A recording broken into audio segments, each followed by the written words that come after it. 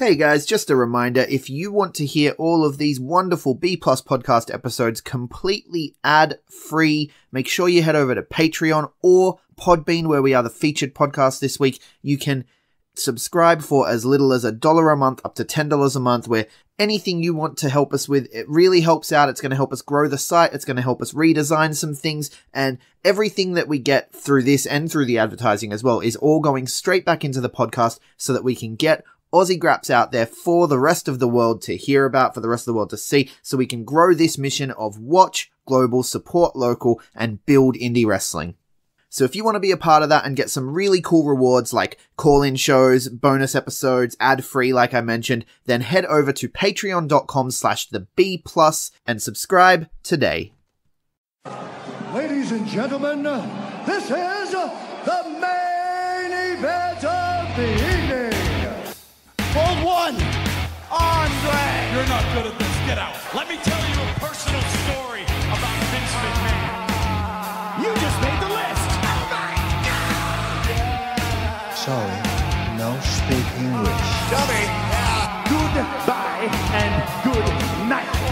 Hold two, on bar! It's still real to me, damn it! Dummy!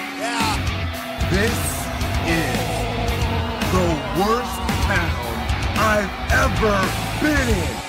Hold three, Lamas covers, three-handle family Gradunzo.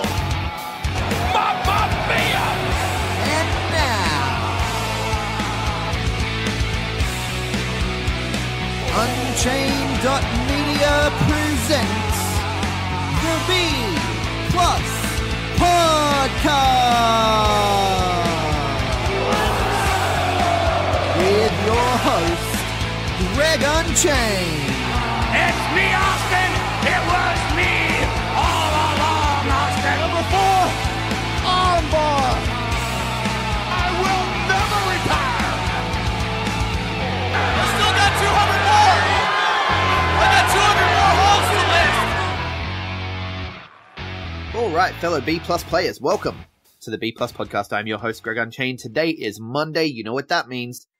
It's time for the Impact Zone, but it's also Royal Rumble Monday, right, for us here in Australia. So this weekend's Impact is going to be a quick one. We like to stay positive here on the B Plus Podcast, and Impact is a struggle right now. And in a weekend where there's 9 hours of Ring of Honor shows, there's the Royal Rumble, obviously, NXT TakeOver, the road to New Beginnings starts tonight for New Japan Pro Wrestling. Not to mention Wrestle Rock just released. The Cold War heats up on Vimeo, and Underworld Episode 5 came out. There's a lot of wrestling to consume this weekend, and Impact, like when you're competing with this much wrestling, Impact need to step up their game. So joining me I should probably introduce my guest, joining me to talk about Impact and just how upset we are that we wasted 2 hours watching it, Aiden, how are you, man?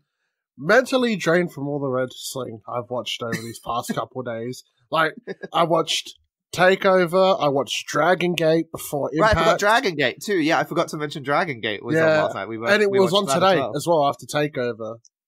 Oh, see, I didn't watch today's one because I was recovering from TakeOver. Yeah, I was and doing a podcast. You know what it is. And to top it off, it was a really shit Impact, which just wasted my time. So yeah, it's really disappointing because this time last year, or a little bit later than this time last year, just after Mania last year, Impact was firing on all cylinders. I was super hot on the product. I was like, everyone should watch Impact. Everyone should watch Impact. And now I'm like, hey guys, forget I said that. Just erase it from the history of words that have come out my mouth. Yeah, after the Lucha Underground versus Impact show, I'm like, things looking like they're going to pick up. It started off pretty solid, and then recently it's just started to fall off. I'm like, what's going on? Yeah, it's bumming me out. Let's get into it. I still love, I'll say this, I still love the fact that they do previously on. Right? I love any wrestling show that's like previously on Impact. So it's like a TV show. Like, literally like a TV show. Yeah, well, I mean, we're talking about episodic storytelling here, where we follow these guys' lives, sometimes for 10, 20 years at a time, right? Yeah. And so sometimes sometimes a little previously on helps because it gives you instead of like at NXT takeovers in Tommaso Ciampa Johnny Gargano matches where the announcers beat you over the head with the callbacks, just include a few of the callbacks in the previously on segment and we're good. Yeah, I can agree with that, and yeah, it's refreshing. Not a lot of people do that, so yeah, I really enjoy it. But then we get straight into the action. Rich Swann defeats Hijo del Vikingo or Vikingo. I never know how to say it.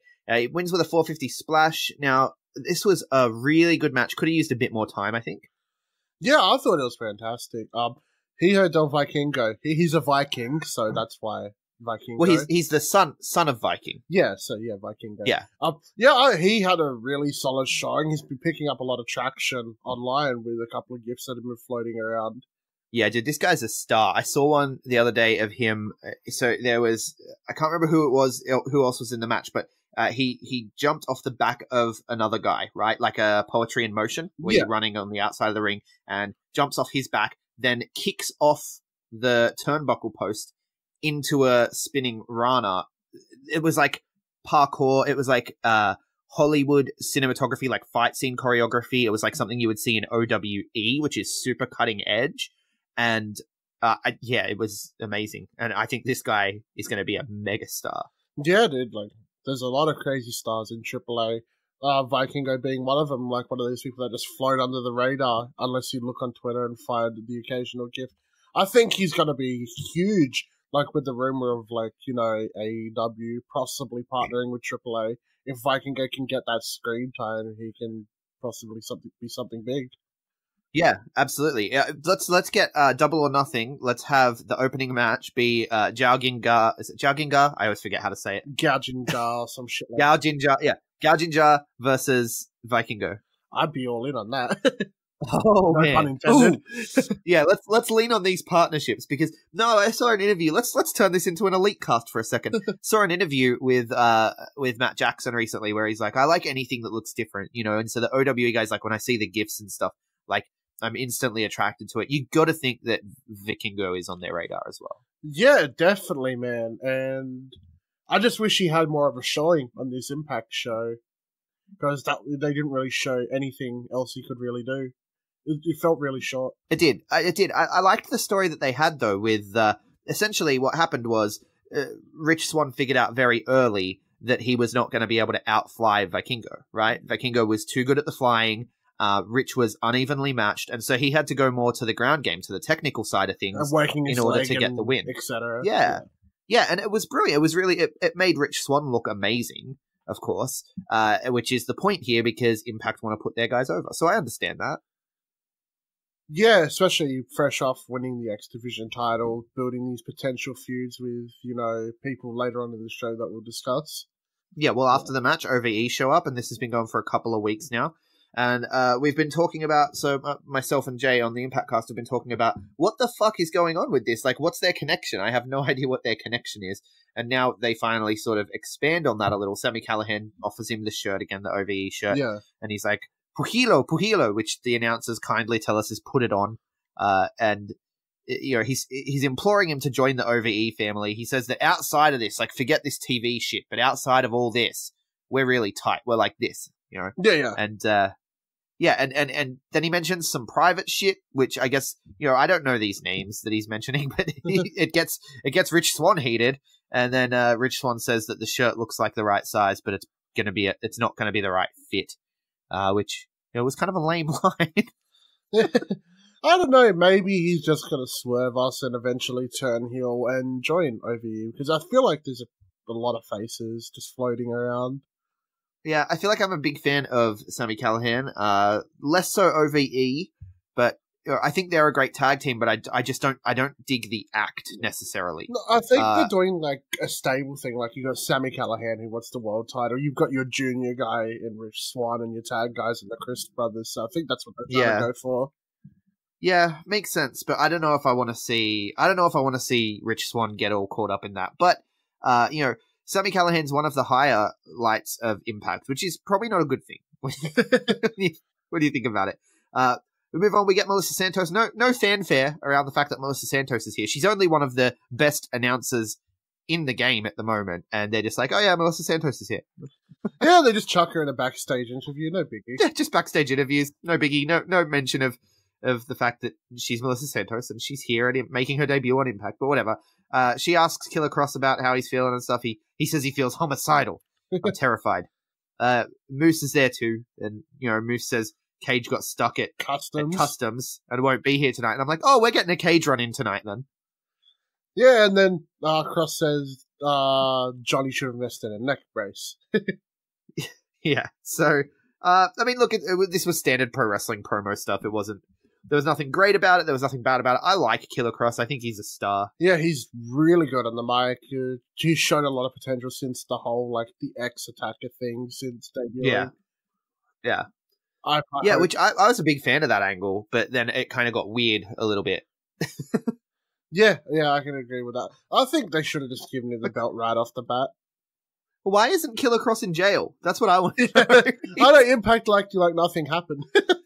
Yeah, exactly. It's so weird. We talked about that ages. It's so weird. Anyway, then we get Jordan and Kiera talking to Melissa Santos, and they're talking about how hard they train, so they're going to be prepared for anything. And in my head, I'm just like, you're fighting demons, right? All your gym time means absolutely nothing. How do you fight demons in the gym while you got to do extra reps or something? Yeah, they've got. I don't know. They're doing interdimensional deadlifts. That's just to prepare. We got to be ready for everything. We're going to get our interdimensional deadlift game on point. Yeah, it's. Sorry, Jordan. Some things power just don't defeat.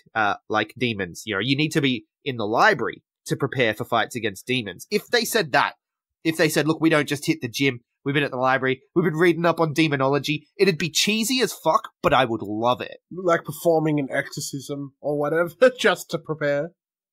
Yeah, even if you say, I've been watching old episodes of Charm, I'm ready. Yeah, just, I don't know, anything other than just being in the gym. How's that going to help you against demon-possessed people? Maybe they should have thought about that when writing the promo. It just sounds stupid. Yeah, it's one of those things, though, where I really like the supernatural stuff involved in my wrestling. I'm one of the oddities. I'm one of the people who likes that stuff. Most people don't. I think it's great, but you got to do it right, and you got to do it with internal consistency. Yeah. And there's been none from Impact. Just zero internal consistency. I think the scriptwriters need to watch a bit more Chikara.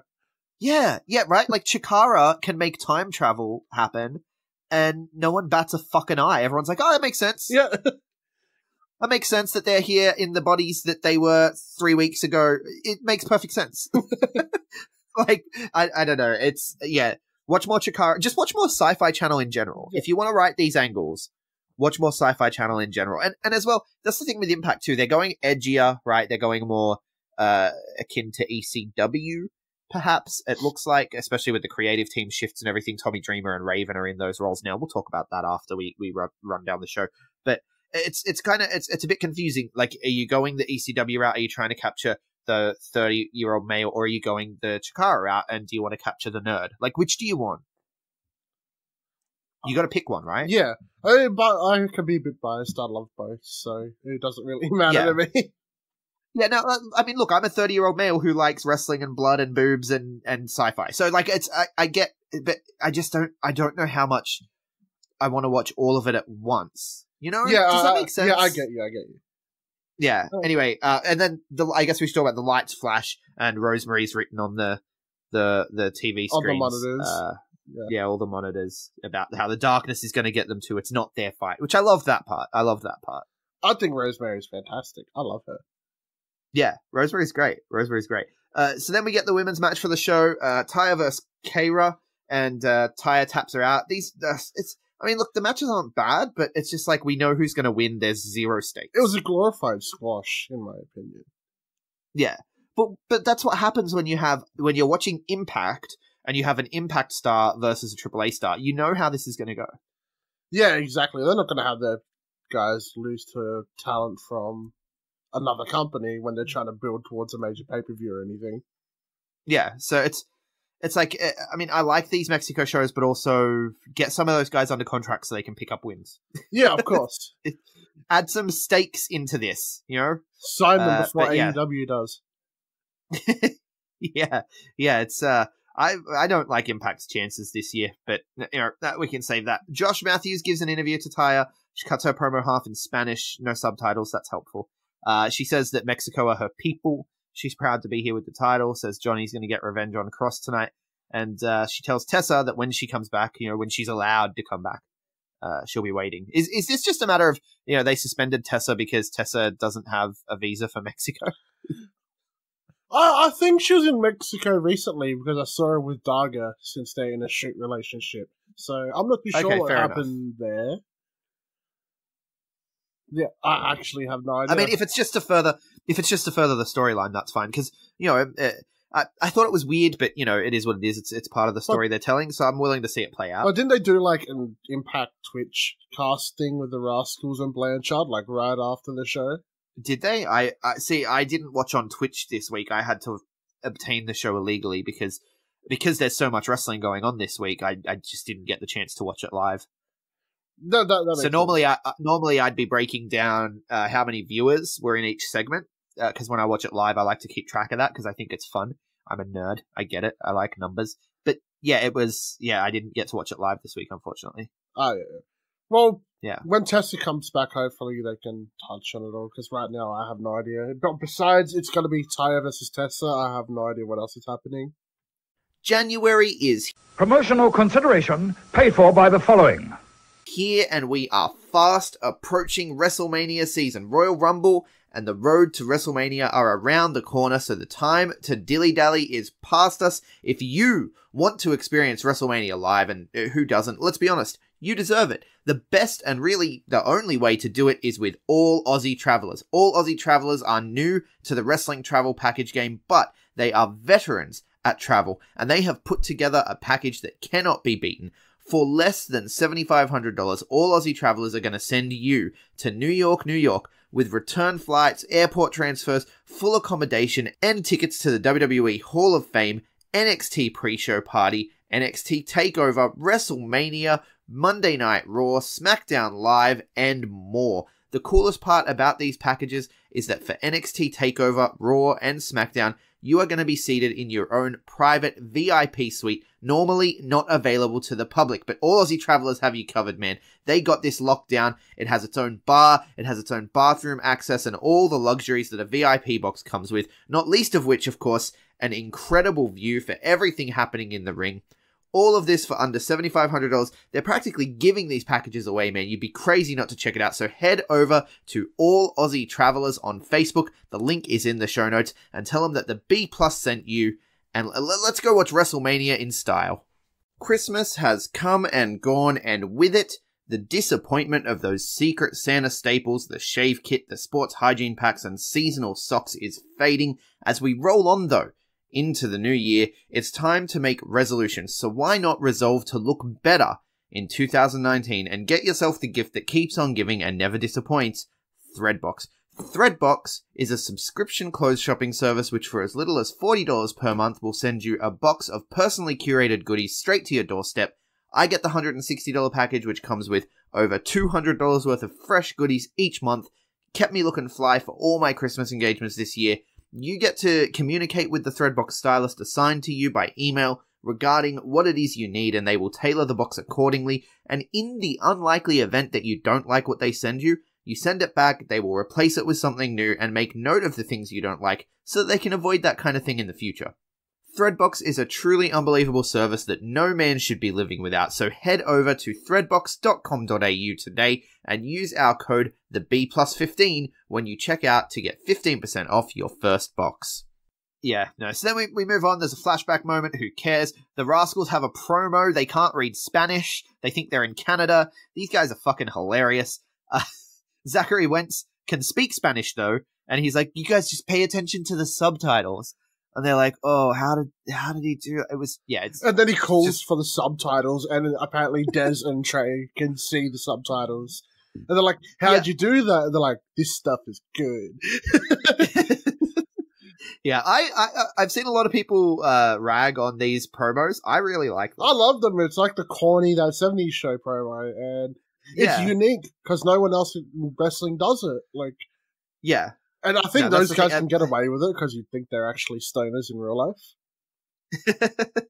Yeah, we need Matt Riddle to join the Rascals. Uh, But no, I really like it. But also, their matches tonight weren't great, which kind of takes away from it a little. But let's get on with it. Johnny cuts a promo. He doesn't want to talk about Cage. He's too focused on Killer Cross, and I'm like, oh well, that's convenient because Cage is probably going to run in on your match. And then you missed over the match with the Hit Squad.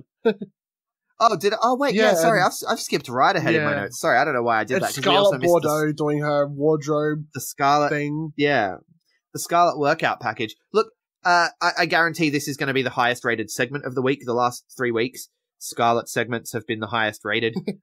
Yeah, it is what it is. The strip tease with Big Papa Pump. Yeah, if it works, they're going to keep doing it. And it's she deep throats a banana, and she's going to debut in 3 weeks. That's about it. It's a good way to sell a product. Yeah. And then you have Gummet There's a Hit Singh Squad. Yeah. introducing the Rascals. The match itself was disappointing. I think with the way they're building me the off. Rascals, having Desi Hit Squad get so much offense in, and it just kills it a little bit. I felt exactly the same. I was like, why are Desi Hit Squad getting so much offense in? These are two guys that are afraid of an old man. And you want me to believe that the Rascals are something special, and they're having an even match with the Desi Hit Squad, who, I repeat, are afraid of an old man. I get that he's a legend. I get that, they're abuse victims, but it's just this match did not do it for me. I was not happy with this. And I noticed as well they're called Des and Wentz now. Like they've dropped part of their names. Yeah, and Trey, too. When Ethan Page has his match with Trey, He's just called Trey. He's just called Trey. I fucking hate it. They have cool names. I hate it. Yeah. Yeah. But yeah, It bums me out. Rascals finished the match with Josh Matthews calls the push moonsault, which is actually called the hot fire flame. Yeah, he fucked it up. A push moonsault. Come on, Josh, do your goddamn job. It was a flashback to 6 months ago when their commentary was really awful. Still kind of is. I hope Don can still. They've gotten a lot better. Don carries it a little bit. Yeah, I don't know. They've gotten a lot better, but they still have their moments. But then we get the Johnny promo that I talked about, and he says Brian Cage doesn't care about him. He's focused on Cross, going to get his revenge. Take a piece of human garbage to the Slamtown dump. I'm sorry, I don't believe you're actually mad when you're still referring to Slamtown. It's hard to take them seriously when they make like comedy involved in serious promos.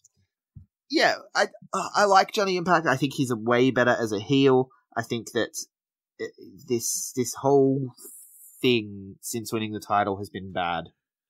Yeah, like I feel like he has no direction besides, Killer Cross is probably the clear target. Besides that, it's just like, I don't know. It's been very uninteresting. Yep, that's the problem. It's uninteresting, and the main event was a decent match, but I was uninterested because this whole thing is uninteresting. Then we move on. Like I said, Ethan Page versus Trey. He's not Trey Miguel anymore. He's just Trey. I hate it. Feels like WWE. And then, the only thing in this match that I actually popped for was Ethan Page's little shootout suplex. When he in the corner and he shoots over and then goes into the suplex. I thought it looked really weird. I'm not sure. That's just me.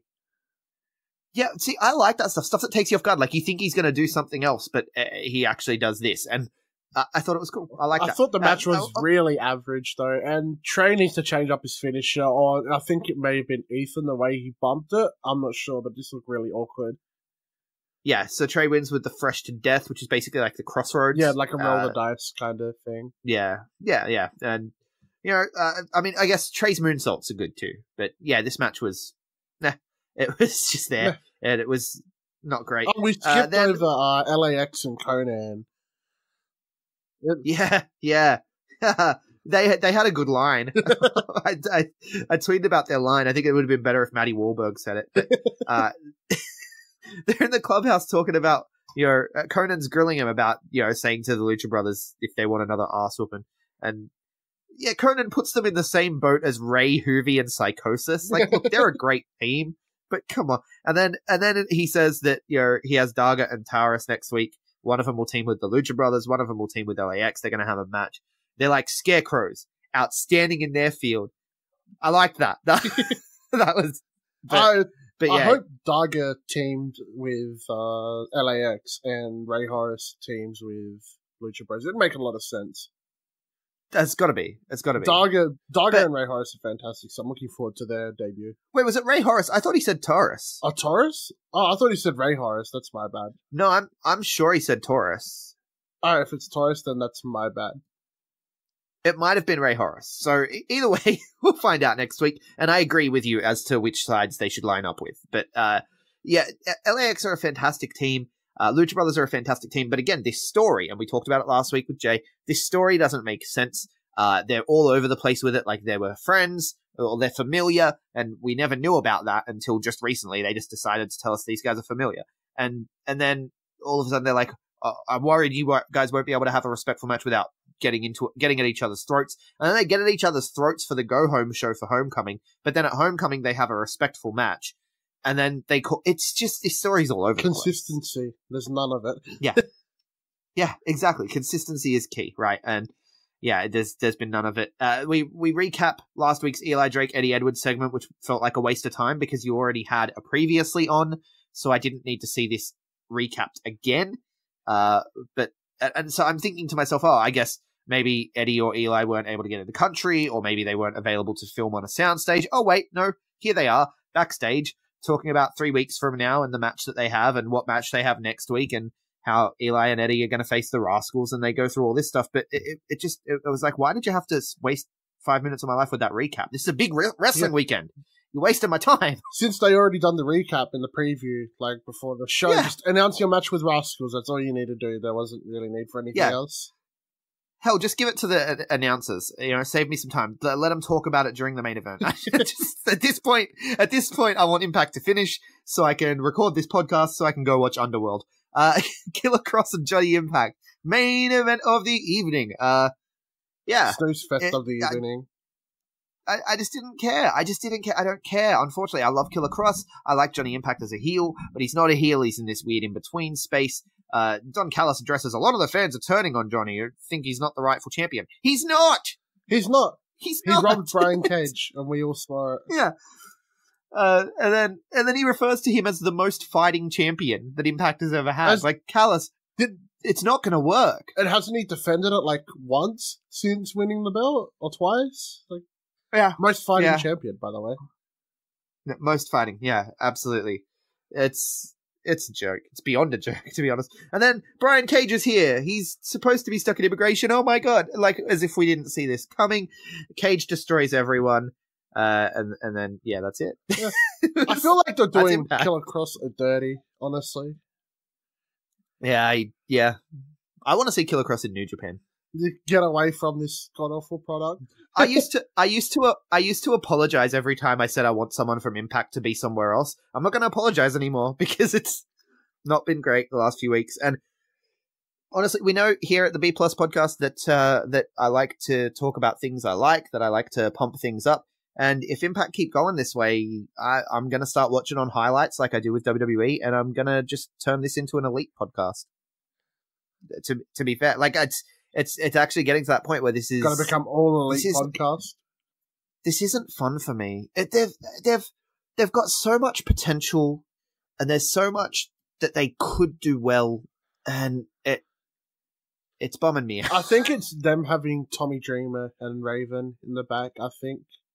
I don't know. Maybe was that for this tapings? Was that for this tapings, or is that for the next tapings? I feel like this tapings was still under Sanjay and Abyss, and I mean obviously Scott D'Amore and Don Callis. I'm not sure. I just feel like these guys are just out of touch with what they should be doing. It feels very not catering to the current crowd that they need to try draw in. Right. Well, essentially, we've talked about it before. MLW, Ring of Honor, and Impact are kind of in this three-way war at the next stage down from WWE, All Elite, and New Japan, right? And they're competing for the same set of audience and what have you as MLW and Impact.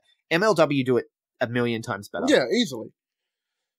And it's not even close.